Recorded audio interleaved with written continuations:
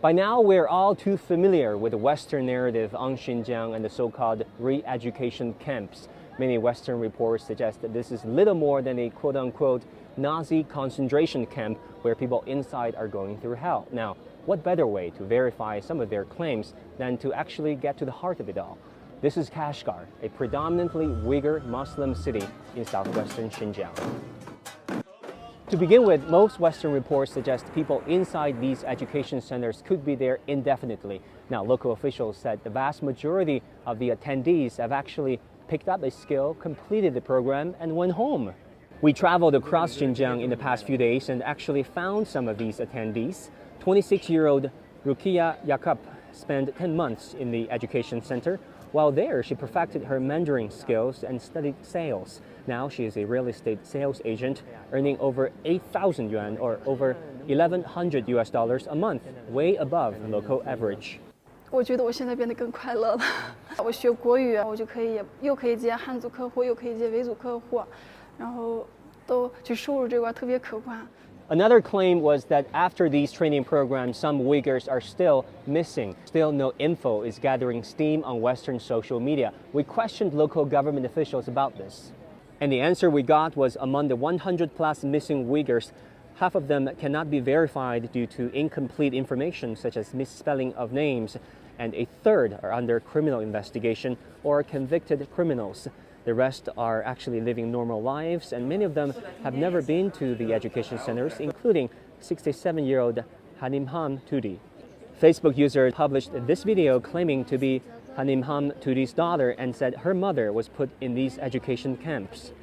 Recently, there has been some videos on the internet going viral saying that you have been missing, saying that you have been in this re-education camps in Xinjiang. Is that true? Nicht Beamte. Öğretmen. Aslında da ücretsiz dağıtıldı.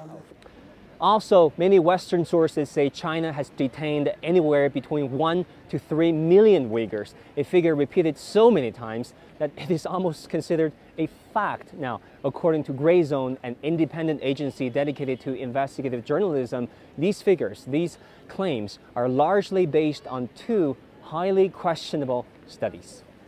The first is the U.S. government-backed network of Chinese human rights defenders. It formed its estimate by interviewing a grand total of just 8 people. I'm no economist, but 8 people doesn't sound like a great sample size. The second study relied largely on media reports and speculation. Its author, Adrian Zenz, is considered a far-right fundamentalist Christian who opposes homosexuality and gender equality, and who once said he is led by God on a mission against China. There's not just misinformation, but disinformation out there. This video, claiming to be a Chinese police beating a Muslim for reading Quran in his house, got millions of retweets and likes. But independent studies showed this was actually an Indonesian police beating a local thief. What's more, pictures purported to show Uyghurs in Xinjiang's detention camps turned out to be doctored photos during a protest in Turkey and at a migrant shelter in Thailand. It is difficult to see the full picture of a region as diverse and complex as Xinjiang in the first place, and this Western propaganda doesn't make things much easier. Wang Guan, CGTN, Kashgar, Xinjiang.